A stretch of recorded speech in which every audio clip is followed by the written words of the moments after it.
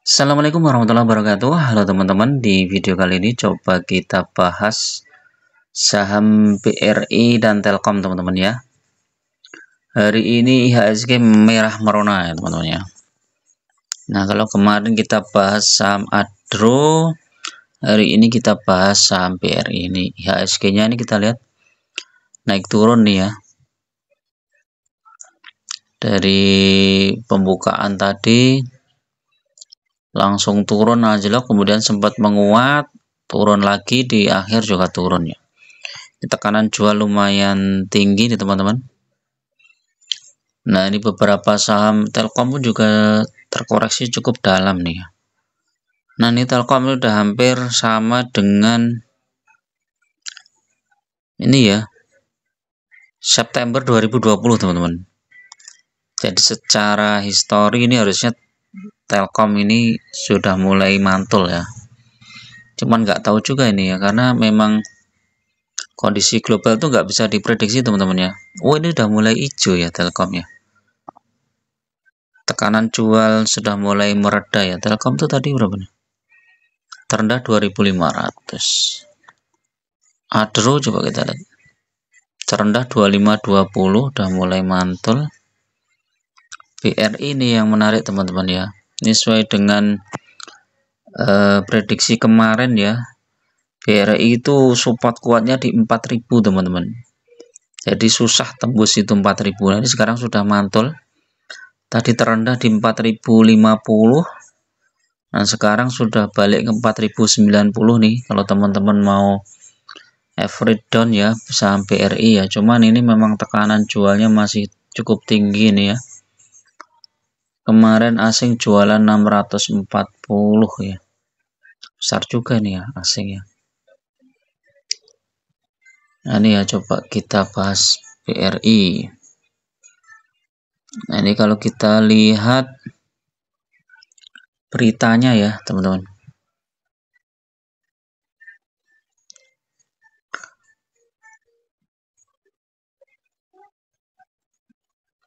Nah, ini saham rontok berjamaah ya. Nah, ini gimana portofolio kalian ya?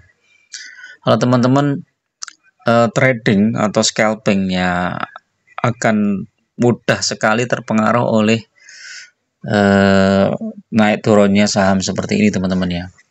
Padahal harga saham tuh naik turun hampir setiap hari ya. Apalagi kalau krisis itu turun bisa anjlok parah ya. Nah, kalau kita lihat hari ini turun minusnya itu 2,13%. Saham-saham yang rontok itu ada 433. Saham yang hijau 79 ya, stagnan 100. Tapi ini ya teman-teman, kalau teman-teman pilih ya saham-saham yang fundamentalnya bagus, syukur-syukur bagi dividen yang cukup besar. Ini hal-hal seperti ini tuh nggak perlu teman-teman khawatirkan ya. Justru teman-teman adalah saatnya untuk menambah jumlah lot ya kalau ada dana. Tapi kalau nggak ada dana ya udah bersabar aja. Tunggu nanti dividen cair atau pembagian dividen berikutnya baru kita beli saham di harga bawah ya. Jadi ini masih rawan pelemahan ya. Di kisaran level psikologis 7.000 ini kayaknya udah di bawah 7.000 ini ya. Nah, kalau di bawah 7.000 bisa jadi ini lanjut turun atau mantul ya. Tapi secara teknikal saya prediksi Pak teman-teman ya, bisa mantul nih teman-teman ya. Apalagi nanti mendekati akhir tahun ya, mungkin untuk window dressing ya teman-teman. Keputusan BI untuk menahan suku bunganya ini yang paling parah itu sebenarnya ini teman-teman penyebabnya. Nah, ini ya penyebabnya tuh. Dolar itu tembus ke 16.000 yang paling parah ini. Kalau harga batu bara coba kita cek. Harga batu bara turun juga nih di bawah 130 dolar, ini udah terendah nih. 128 dolar. Nah, ini terendah sejak 6 bulan. Kalau 1 tahun ini masih lumayan tinggi ya, terendah di bulan apa nih? Februari. Terendah di bulan Februari ya. $115. Nah, kalau teman-teman pegang saham BRI ya dan Telkom ya, ini kalau BRI itu memang kalau kita lihat sentimennya negatif ya teman-teman, karena foreign tuh jualan terus. Lihat nih, dari tanggal 25 November, bayangkan 25 November sampai sekarang itu foreign itu masih jualan terus. Yaitu salah satu penyebabnya ya karena dolar menguat itu teman-teman ya, rupiah melemah itu ya, investor asing nggak mau ya pegang saham-saham pakai rupiah. Oh, ini BCA udah 9.600 nih, keren nih. Yang teman-teman lagi incar ya BCA ini. BMRI juga sudah turun. BNI. Nah, ini ya.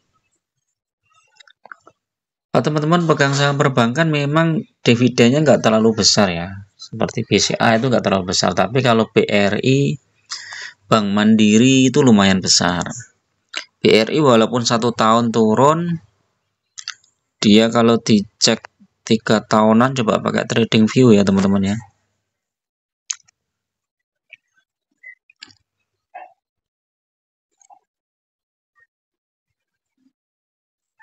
Nah, ini 6 bulan turun, 1 tahun juga turun. 1 tahun itu turun 26% ya.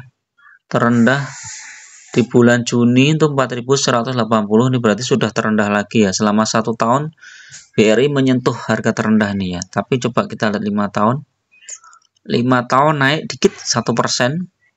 Jadi praktis kalau teman-teman pegang saham BRI cuman dapat dividennya aja yang sekitar 6-7% per tahun. Cuman harga sahamnya nggak turun teman-teman. Jadi teman-teman tetap akan cuan ya ketika teman-teman menambah jumlah lotnya aja saat harga sahamnya turun seperti ini ya. Jadi BRI itu bisa turun jauh itu. Nih kayak nih tahun 2021 dia turun sampai bulan Juli ya. Dari Februari sampai Juli. Kemudian naik terus turun lagi naik. Nah, ini naik tinggi habis itu turun jauh nih. Terus naik lagi, nggak turun lagi. Ini masih berpotensi turun lagi nih sebenarnya. Apakah BRI mau ke sini ya? Kita nggak tahu teman-teman ya. Kalau ke 3.600 ya siap-siap aja. Cuman saya lihat beberapa kali support kuatnya itu BRI di 4.000 teman-teman. Jadi seperti ditahan di situ biar nggak terlalu banyak koreksi ya. Karena BRI itu kan juga sebuah BUMN ya. Jadi mempengaruhi citra negara juga ya teman-teman ya. Jadi mereka akan mempertimbangkan itu. Seperti Telkom ya. Telkom itu sekarang kan lagi tertekan juga ya. Telkom kan tertekan juga ya. Tapi saya yakin nanti juga akan naik teman-teman Telkom. Coba kita lihat 1 tahun turun, 5 tahun 5 tahun juga turun nih Telkom nih ya. Sahamnya dividennya cuma sekitar 7% ya Telkom. Nah, ini kalau teman-teman pegang Telkom minus berapa itu ya? Kalau minus misalnya 10% atau 20%, ya udah ini harus siap-siap average down ya teman-teman ya. Kalau masih yakin dengan Telkom ya kan. Tapi kalau enggak, ya monggo silahkan di cut loss ya. Cut loss nggak masalah ya. Nah, tapi kalau saham-saham yang ada dividennya itu sebenarnya nggak begitu khawatir ya, karena nanti mendekati bagi dividen. Jadi kalau mau di cut loss teman-teman, tunggu nanti mendekati pembagian dividen. Jadi saham-saham yang punya dividen itu sebenarnya kita itu tenang. Kayak misalnya pegang saham-saham Adaro atau PTBA, ya nggak masalah ya. Nanti mendekati bagi dividen dia kan pasti akan balik lagi. Nah, kalau sudah balik lagi itu terserah teman-teman mau di misalnya masih minus, minusnya kan tinggal sedikit ya, mau cut loss atau apa itu bisa ya. Nanti tinggal kita fokus ke saham-saham yang dividennya lebih besar, tapi harga sahamnya nggak terlalu turun jauh. Syukur-syukur harga sahamnya naik gitu kan. Coba kita cek. Misalnya apa ya? BSSR ini masih sekitar 4 ribuan aja nih ya. BSSR, wih, ini 5 tahun juga masih naik nih teman-teman. Dividennya juga lumayan besar ya. Coba kita cek BRI tadi dividennya sekitar berapa ya? Dividen BRI 7,6%. Kita cek historinya ya dividennya. Nah, ini histori dividennya BRI teman-teman. Tuh, banyak kan? Di bulan April nanti ya, kemungkinan bulan April atau Maret itu ada dividen lagi. Januari ada, bulan April atau Maret nanti dividen, dan biasanya itu dia akan naik. Jadi kalau mendekati dividen dia akan naik teman-teman. Coba cek di Mira ini ya, kenaikan BRI ini ya. Coba kalau mendekati dividen. Nah, ini September turun. Nah, ini Desember sempat turun ya nih ya. Tapi Januari naik nih ya. Januari mulai naik. Jadi teman-teman yang pegang BRI, tunggu nih momentum bagi dividen sekitar bulan Maret ya. Mendekati bulan Maret nanti dia akan pasti naik. Nah, ini silahkan dimanfaatkan itu saat naik. Tapi setelah itu dia koreksi. Coba tahun 2022 ya.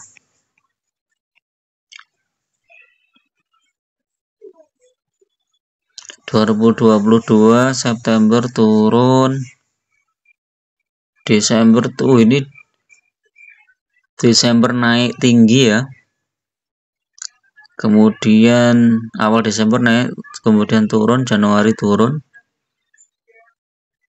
Nah, ini mendekati dividen juga naik nih teman-teman. Nih, dividennya tuh bulan apa ini? Januari, April, ini naik terus nih BRI sampai Agustus ya, naik ya. Jadi Januari ini naik biasanya rata-rata teman-teman ya. Nah, Telkom coba kita lihat. Telkom itu memang masih dihajar terus nih Telkom nih.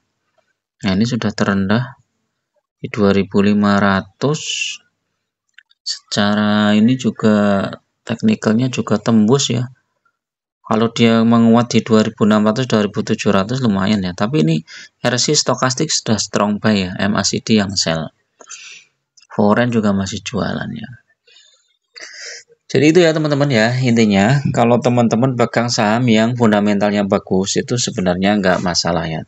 Saat harga sahamnya terkoreksi, teman-teman tinggal nambah lot. Kalau sudah nambah lot berarti potensi dividen tahun berikutnya itu akan tambah besar ya.